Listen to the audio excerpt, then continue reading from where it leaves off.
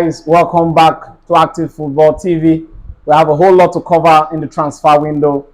Mr. Wilson, Mr. Caleb, nice to have you guys on the studio. Thank you, sir. I think there are a lot of breaking news. There is money and there is Arab money. What do you have to say about that? Well, every club owner, so every fan wants Arab owner in his or her team. So, for instance, let me take Manchester United as an example. We are linked with one of them.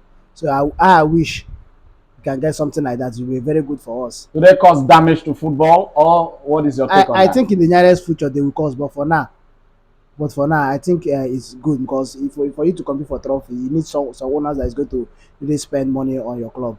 Okay, Mr. Wilson, what is your take on that?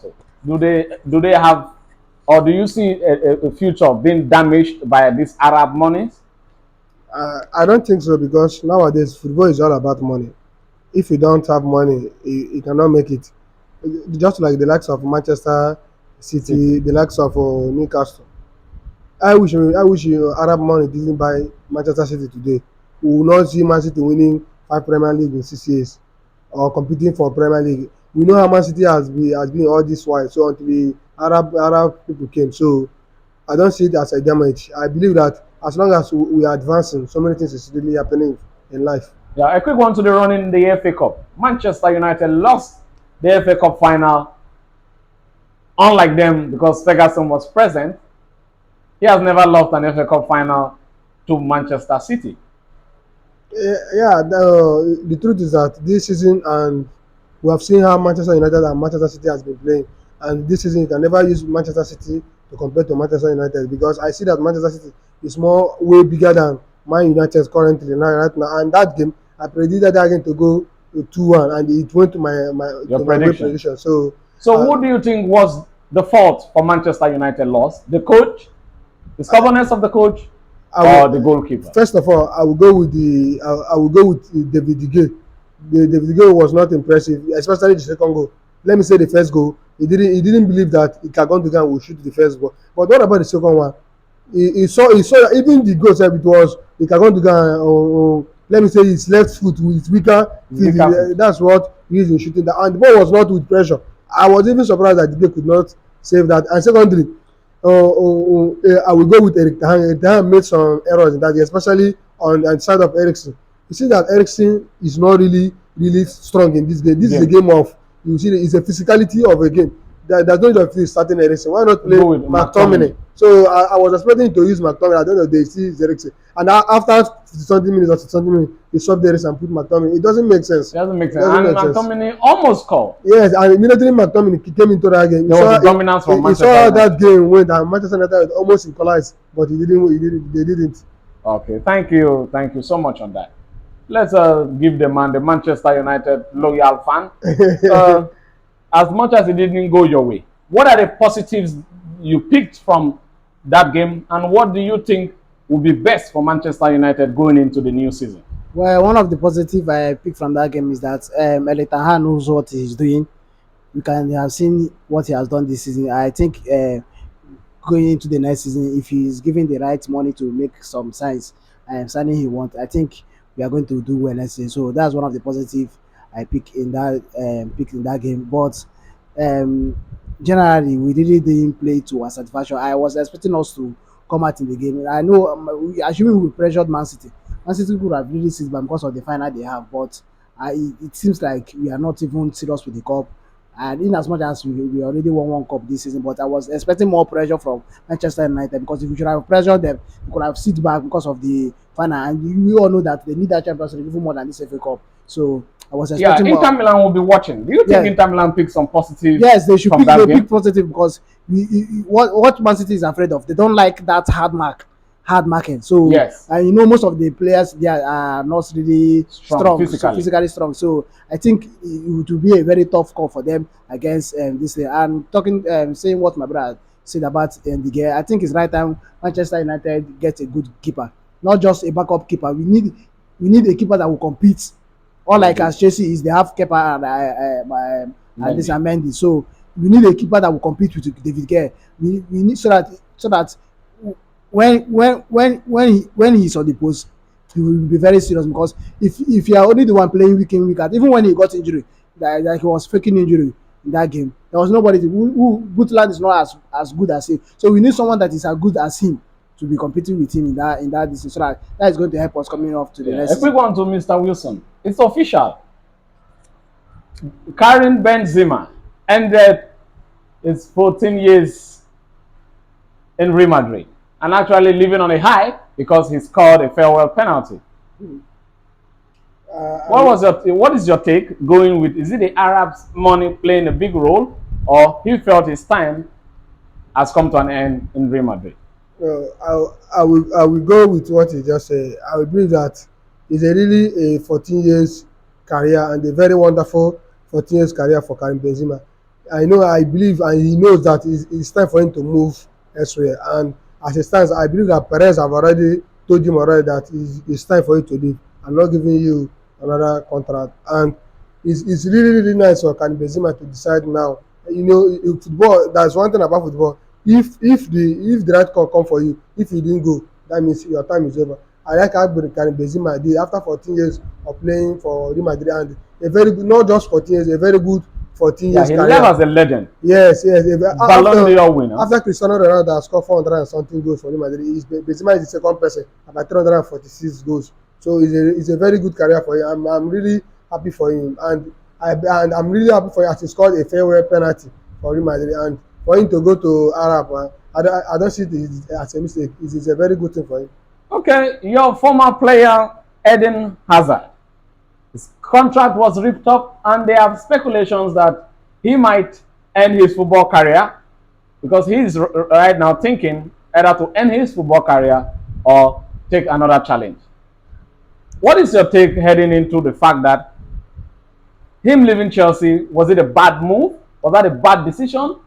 What really happened? Can you tell us something on The that? only thing I can talk about Eden Hazard, when Eden Hazard was in England, he was the best player. Was the king of England? Yes, he was. Everybody, even Guardiola always mentioned him. So all the coaches in England, Jose Mourinho, yes, everybody were talking was about fond him. of him. For Hazard leaving Chelsea, I would say that the agent didn't think he didn't have a good agent in that decision because Real Madrid offered Hazard about £400,000 a week. That was his dream move. That was the same amount that Chelsea offered. But the problem is what with Hazard is that he wanted to play for Real Madrid. Sometimes this dream move doesn't work out the way we want it to be.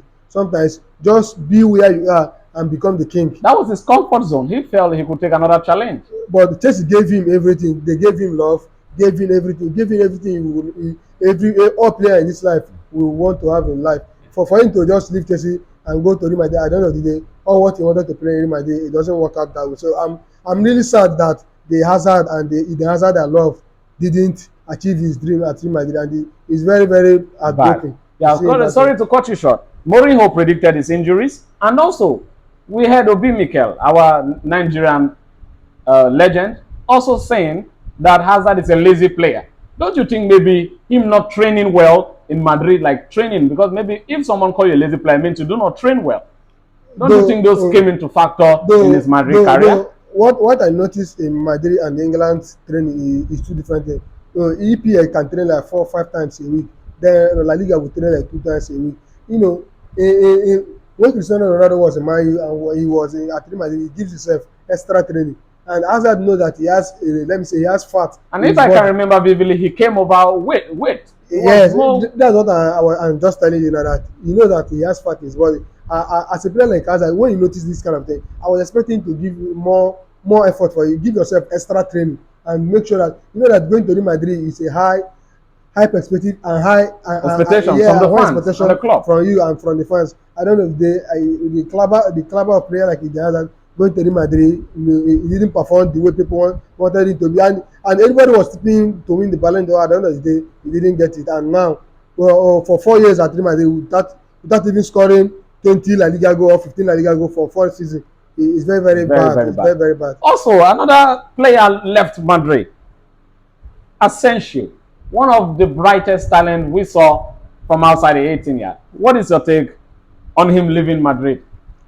My take for him leaving Madrid is that he believes that Ancelotti has already decided not to make him his first team player. So if you're a good player and you know you're good and you know that other clubs are coming for you and the club are coming for you is also a big thing. Why not you leave? So the decision that Asensio did, I see it as a very good decision for him. Already he has won the Champions League, he has won the La Liga, the Copa del Rey. So and secondly, now Paris Saint-Germain are coming for him. So there's no need of him wasting time in Real Madrid. Yeah, there's another player on the line, Tony Cruz. He's also been hinted to leave to Arsenal.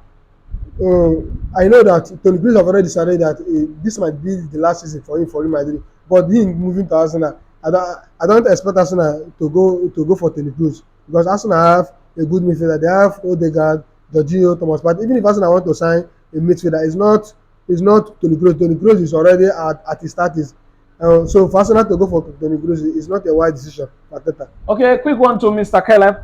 Would you agree with him? He made mention of Karim Benzema leaving Real Madrid at the right time. To you, is it the right time? Is it the right farewell? What do you have to say? Well, I agree with him. What else does he want to stay in Real Madrid for? The people, most of the people he won it with has gone out, and I think they are also following the footstep of Casemiro because Casemiro had he left when they thought they needed him most, and without taking back, I can't see as a player you have won the what he has won the World Cup. He has okay, he didn't win the World Cup, he didn't play with them. He has won the Champions League, Club World Cup. What else does he want as a player? Now he's getting age, so what he needs now is the money to take care of his family when he retires. So moving to Saudi Arabia, if the rumors are true, it's a very good decision for him, and I'm in support of it. There's huge news coming from Spain. Messi's father meets Laporta and admits his son wants to return to the club. Well, we all know that Barcelona was bet for Messi, and Messi was bet for Barcelona. So the fact that if he should go back there, I know he's going to. I don't think he's going to live there. He should retire there, and you can see what he passed through in PSG. This In was his the first first. season. Yes, it was. Though it was a good season, but it was the first time they booed Messi in his life. As in, even in the final day after the cup, I heard that some fans were still booing him. And So that this is also something that has all this psychological psychological effect. effect on him as a player. So I think it's right time he leaves the club, and I'm very happy if he's going to meet up and go back to Barcelona. It's a very good decision for him. Ilkay Gundogan, the prime Zidane, whenever the Manchester City season is coming to an end, he becomes a prime Zidane. He is very core in his Man City's future till he becomes a free agent.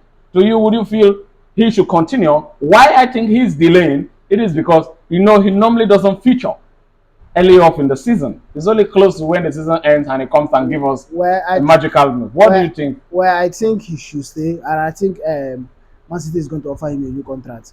He has been the one carrying Man City in the perspective of Kevin De KDB, Bruyne. because you can see for some time now, like in Manchester United match, he was left behind. Most sometimes most players don't see him as a threat, but he's eventually a threat in the game. Look at KDB. For some time now, KDB has not been working well, but you see Gundogan has been there delivering them with the like of her. So I think him staying in Man City will be a very good decision for him, and I know next season he's going to see a lot of matches. in Man City. Electrical outcast, Juan Felix. He has been offered to Newcastle after lack of interest from Chelsea to resign him after the loan.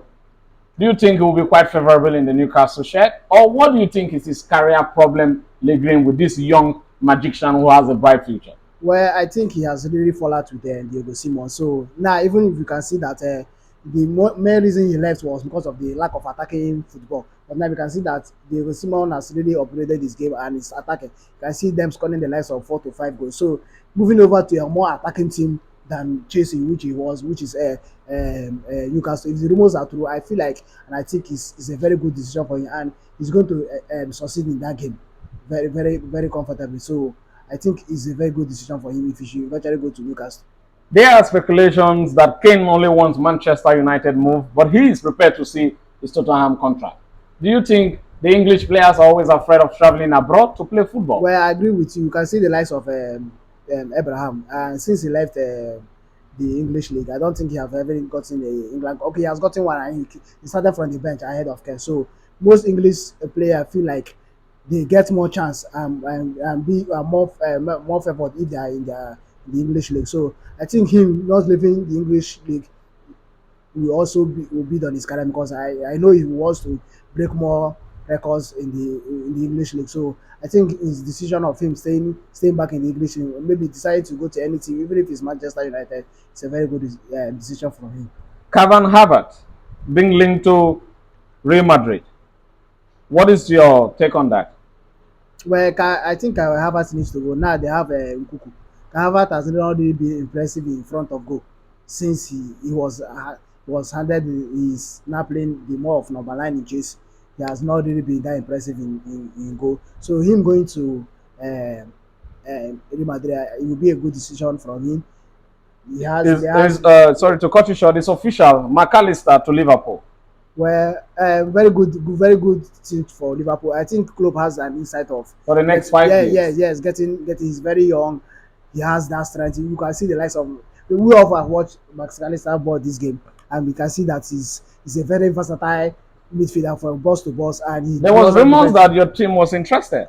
There no Manchester United and rumor. We are like 5 or 6. We have a lot of players involved in the transfer market. At the end of the day, we just come up with somebody we don't know. So it's not of a big deal. So McAllister signing for Liverpool, I think is a very good sign for club and his team. Okay, over to you, Mr. Wilson. Arsenal are in huge news coming out because Rice transfer boost is that Manchester United have turned their attentions to other priorities, and Arsenal have a no challenge here to go for Rice, West Ham captain. What is your take, and how do you think Rice will improve Arsenal Football Club? If Arsenal can go for Declan Rice, it's a very good sign because Granit Xhaka is already leaving the club. And I believe that Declan Rice going to Arsenal will solidify the Arsenal midfield. It will give the room for Odegaard to be more free at front because Rice playing as a number 6, so he always protect the central defenders. So I see Declan Rice as a perfect sign for Arsenal, and I believe that he will boost Arsenal team next season. If Arsenal can get Declan Rice, I believe that the fee will be about 100 million or 200 million or 120 million per se. But Declan Rice going to Arsenal is a very big boost for Arsenal, and I believe that he's going to help Arsenal team. Okay, that's a very good one. Also, Arsenal being linked to John Cancelo. Arsenal trying to rip off Manchester City players. Don't you think they also need Pep Guardiola if they're actually going for all Man City's players? Because they also linked with Gundogan too. No. There's no need of them ripping off Guardiola because Arteta learned from Guardiola itself. So for John Cancelo going to Arsenal is a very big boost for Arsenal because Arsenal don't have an outright 2 apart from Ben White, and Tomayasu is about 6 months out. So he will not even play the Premier League till this season finish, if I'm not mistaken. So for Arsenal to have only Ben White as their wing back, it doesn't make sense. So if Arsenal can buy João Cancelo, I believe that Arsenal is really the Premier League contender next season. So I believe they will do something. There's a Manchester United player, Garnacho, who really impressed in the FA Cup final. Would you feel he would have started ahead of Sancho? Sometimes coaches have their own way of certain matches. In that game, if Garnacho have started that game, he might have not played anything because that game is a game of is a high tempo of game. You can't just use let me say underage or let me say 21 years or 20 years old player to start against Manchester City. Did Manchester United miss Martial? Martial, I don't think so. Even with Martial or no Martial, it's still the same. It's going to be the same forward. So I don't see them missing Martial. After all, this season, Martial have not been playing football for them. It was just like about 4 or 5 games that he came on to score goals. So I don't see so. What is on your take on Manchester United trying to do a revolution of existing like 9 players? David De Gea making the first of the list, and also there were some news that came out that Harry Maguire the club is asking him to receive 10 million to terminate his contract. For Harry Maguire case, I believe that Manchester United is doing the right thing. But for Man to offer him 10 million pounds, I don't think he will accept that deal. He will like to remain until his contract expires, unless the club will come for him for Manchester United to sell him. But for Manchester United selling Maguire is not a mistake. Since Manchester United bought Harry Maguire for 80 million pounds, it was only 1 or 2 seasons he performed. I don't know at the end of the day. Okay, he never performed. At the end of the day, till now. So for him to remain in Manchester United, I don't think it's a wise decision because I know that next season that Eric Ten Hag will sign a new central defense. I'm certain any central defense. I'm Yeah, certain. Manchester United are currently linked with Kim in Napoli for a 51 million buyout clause. Do you think Manchester United will meet that? If Kim was an English player, he will cost about 80 million pounds or 90 million pounds. Kim is the best player in Europe so far, but And he's quite young, 26 years of no age. one is seeing it. He won the best defender this season. So I don't see that fee as a bad fee for 51 million pounds for Kim. It's it's a good fee, and if Manchester United can get Kim, it's a very big boost for them, and I love how he plays. Okay, that's a good one. And also, Chelsea have gotten a boost for $240 million to be on the market again. You guys want to continue to keep spreading the money? You know, this one let me is broken. Chelsea na money making machine. You know, so I don't know what to say, but though the reason why they brought out that one, I believe that they will say about 9 to 10 players this season. I'm really certain.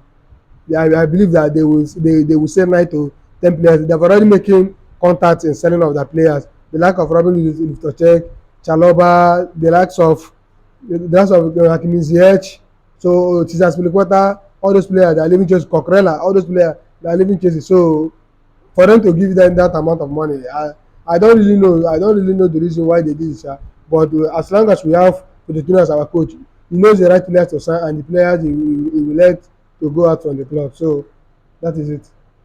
Also, there's also news that Ancelotti reveals how Hazard didn't even make a farewell appearance. And I would love Mr. Keller to give us an insight. Do you think there's any personal issues? Or what do you think Hazard had with Ancelotti that Hazard did not feature in his plans? Because Ancelotti promised us that Hazard will feature in his plans this season that just got finished. First of all, let me go back to your former question about 200 million given to Chelsea. Forgive me. Okay, That's no problem. when I said in time to call that the Arab will spoil football. I have my reasons of saying this because most of this money are entering into this young player. You can see the players that are paying this money are young players, and once they can't get that money again, you see them stand up playing to the test of the club. Because right now most clubs like Chelsea, they don't need players that will come and play for the money. They need players that will come and play for the badge, which is very necessary. Now I read something online that the guy they were supposed to send who went for PSG went because of the money involved in this. So once you start putting more of the money in football, you are actually spoiling football, which is not supposed to be to be so, and it's going to affect us in the nearest future. I hope football changes and everybody now decide to play for the badge instead of the money. Then back to Aslanti and Hazard. Well, I'm not surprised. They have not been. I heard Hazard say something like that they don't talk. As a coach, they don't talk. They don't need to come together. I don't know how you and your coach will be in the training. They don't talk. So I don't know. So I don't see anything to say farewell. He has never delivered for his price tag. So him leaving to leaving the club, he left out of bitterness because the money and all the sagas that happened around him when he was in Real Madrid is something that him as a player never thought of it. His main dream was to just go there to deliver, and what actually killed Hazard is pride. To me as a Man U fan, I don't think it was the right time for him to leave Chelsea at that moment. But he left because he think he has arrived. He think, okay, if I cannot do it, no one is going to do it. Okay, he thinks that, okay, if I should leave Chelsea, Chelsea is not going to progress. Chelsea have already won the Champions League since he left. So I think that him not saying a farewell to Real Madrid is a sort of mindset, and I think he's really bitter because this is not what he has planned for his life. Okay, that's a nice take on that. And also, you have been transfer linked with Kim. Do you think will be a good addition to your club? Yeah, if we should sell Maguire to Chelsea and get Kimi, it will be a very nice. It will be a very nice decision for us because I heard we are linked with Mant. So because of I don't see the reason why Chelsea are, maybe because they are buying player cost, so they really want to sell Mant who has only 1 year contract for us, 80 million. So if they really want Maguire still have a transfer market value of 50 million or 40 million. So we just Yeah. we can balance and give them Maguire. Yeah, a quick one to round up. The UEFA Europa Conference is coming up, Fiorentina and West Ham. But before we go back there, Nigeria messed us up in the World Cup where under 20. where we watched the ball with one of our uncle like that. So it was very disappointing. As in, this was not the Nigeria I've been seeing. Like the ones we have been watching, it was not. It was even what we even play against Brazil. We lost 2-0. It was much better than what we saw yesterday because the guys I don't know. They are just possessing football. They are just playing like Manchester United, possessing football. They can't create chance. That- And me and he were just saying, if this boy should get one chance, and it is a done for, and kudos to South Korean coach. He has a very good tactics in that match. He was just sitting back waiting for counter. No, because of the physicality of Nigerians, they couldn't get the counter. But once they had that opportunity of the corner, okay, Nigeria were relaxing. They just crossed and it was over for them. He said it then. If South Korea should score, it's over for Nigeria, and we saw it, and it just went the way he just said it. But I'm very happy. I'm very happy. The boys really did well. This is what we actually need from our Super Eagles. If our Super Eagles can imitate them, even if as much as they did not reach the final, but at least the guys you know that they didn't play for the they really play for the country, and kudos to them. They shouldn't get disappointed. That's how football is for you. But yesterday's result was really disappointing. What's your final prediction on Florentina West Ham? In as much as I don't really watch much of the real match, I just follow them online. I want West Ham to win as an English team, which I mostly support. So I want a 2-0 win for West Ham in the final. Do you agree with him on his perception on the final? Him predicting 2-0 is not a bad prediction, but that final is going to be a very hard final. Florentina have a team. They don't just answer Florentina as a club. They play like a team. Florentina have a very good midfield, a very good defense. So that game is a game. It's going to be a hard game for West Ham. For West Ham to win that game so easily, if West Ham will score first, they will win the game. But if Florentina has to score for West Ham first, they will beat West Ham. That game is a very hardcore game. It's a game that I believe that game will end out to be a penalty shootout. Okay, what's your take on Nigeria's performance in the World Cup? That they were being eliminated yesterday. As Mr. Caleb said, it was both of us that was watching the game. I was watching the game with him. I was telling that guy, listen, that these boys are playing. They are not playing that like the Nigeria we have been watching since this while.